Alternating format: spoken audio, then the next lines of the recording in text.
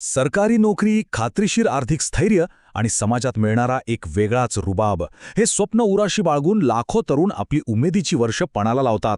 बरोबर ना? आजच्या या सादरीकरणात आपण याच स्पर्धा परीक्षांच्या दुनियेत डोकावून पाहणार आहोत. नेमकं वास्तव काय आहे आणि सगळ्यात महत्त्वाचं म्हणजे या चक्रव्यूहातून बाहेर पाडण्यासाठी ती अचूक रणनीती कोणती, हेच आपण आज उलगडणार आहोत. चला तर मग लगेच सुरुवात करूया. आजच्या या विश्लेषणात आपण प्रामुख्याने काय पाहणार आहोत तर अपेक्षा विरुद्ध कठोर वास्तव, विद्यार्थ्यांचा तो लपलेला संघर्ष, यशाची खरीखुरी ब्लूप्रिंट, अभ्यासाची काही अतिशय महत्त्वाची तंत्र आणि शेवटी आपली आरोग्य आणि आधार व्यवस्था.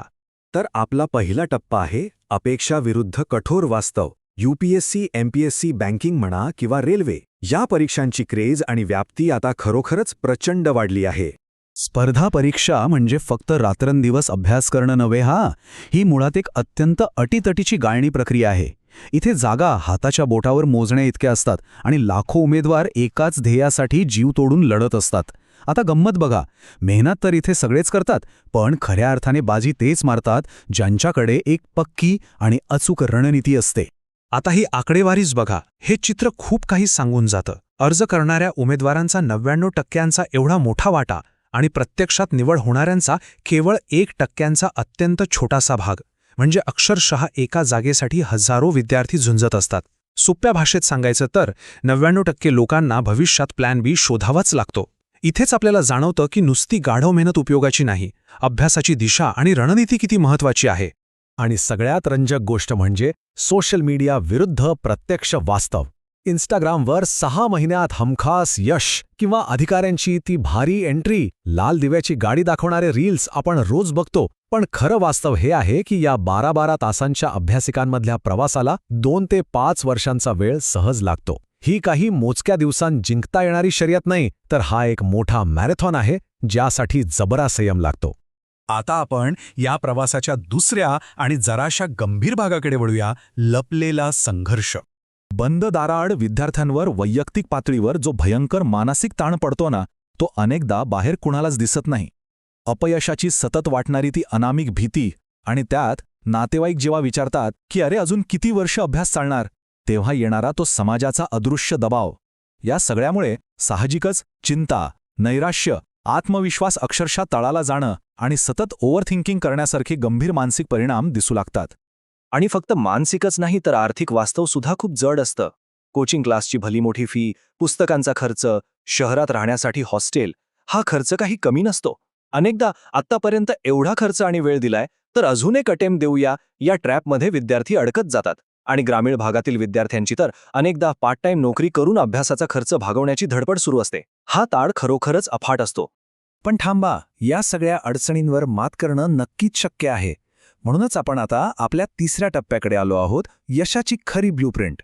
केवळ या ताणतणावाच्या चक्रात अडकून न राहता एका ठोस आणि अचूक रणनीतीकडे कसं वाढायचं ते आता आपण पाहूया.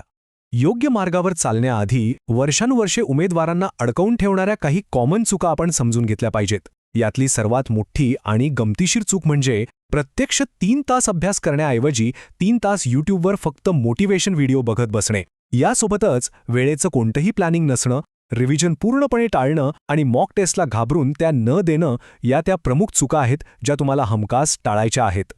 तर कळीचा मुद्दा असा आहे की इथं नुसते हार्ड वर्क करून भागत नाही, तुम्हाला स्मार्ट वर्क करणं अत्यंत गरजेचं आहे.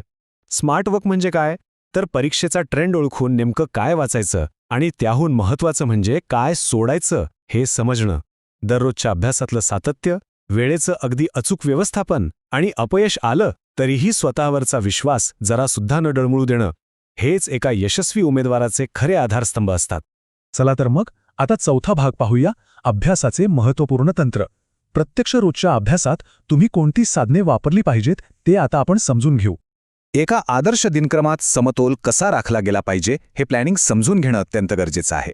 चालू घडामोडी वाचणं, मुख्य विषयाचा अभ्यास, स्वतःच्या नोट्स बनवणं, कालच्या अभ्यासाची उजळणी आणि बहुपर्यायी प्रश्नांचा म्हणजेच MCQsचा सराव, या सर्व गोष्टींसाठी वेळ आणि आपलं लक्ष कशाप्रकारे विभागून घ्यायला हवं याचं जर तुम्ही परफेक्ट प्लॅनिंग केलं तर अभ्यासाचा ताण अगदी सहज आटोक्यात राहतो.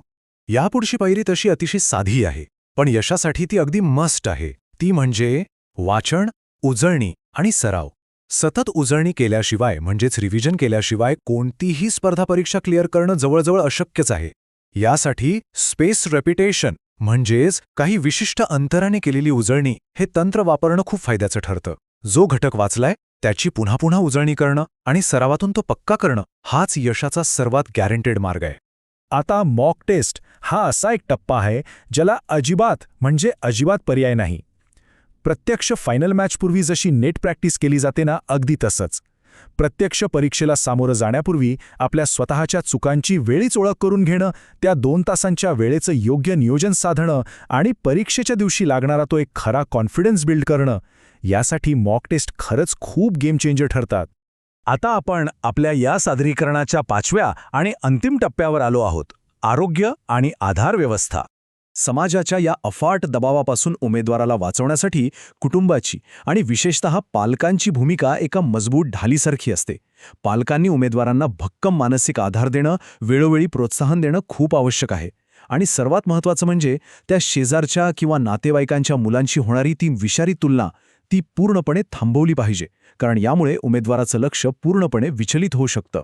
आणि हो, मानसिक आधारासोबतच आपलं स्वतःचं शारीरिक आणि मानसिक आरोग्य या काही अभ्यासातल्या अडचणी किंवा डिस्ट्रॅक्शन्स नाहीत, तर ती प्रत्यक्ष यशाची साधने आहेत.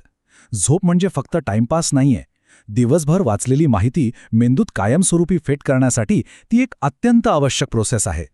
त्यामुळे एकाग्रता आणि स्मरणशक्ती एकदम टॉपला ठेवण्यासाठी पुरेशी झोप, चांगला आहार, रोजचा थोडासा व्यायाम आणि ध्यानासाठी वेळ काढणं हे अगदी मस्ट आहे. तर मित्रांनो, हे आहे स्पर्धा परीक्षांमधल्या यशाचं सर्वांगीण आणि अंतिम सूत्र. कठोर परिश्रम आणि स्मार्ट वर्क यांचं ते परफेक्ट कॉम्बिनेशन. त्याला असलेली रोजच्या अभ्यासातल्या सातत्याची जोड, तो प्रचंड संयम आणि नेहमी एक सकारात्मक दृष्टिकोन. कायम लक्षात ठेवा, या प्रवासात आलेलं अपयश हा कधीच तुमचा शेवट नसतो, तर आपली रणनीती सुधारण्याची आणि अधिक ताकदीने बाउन्स बॅक करण्याची ती एक उत्तम संधी असते. आणि म्हणूनच हे नेहमी कायम लक्षात ठेवण्यासारखं आहे. यश एका दिवसात मिळत नाही, पण दररोज केलेली मेहनत एक दिवस नक्की यश देते.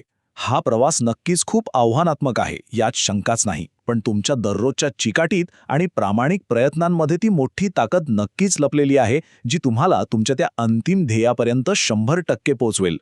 या सविस्तर विश्लेषणानंतर हे सादरीकरण संपवताना मी तुमच्यासमोर एक अत्यंत महत्त्वाचा प्रश्न विचारून जातोय.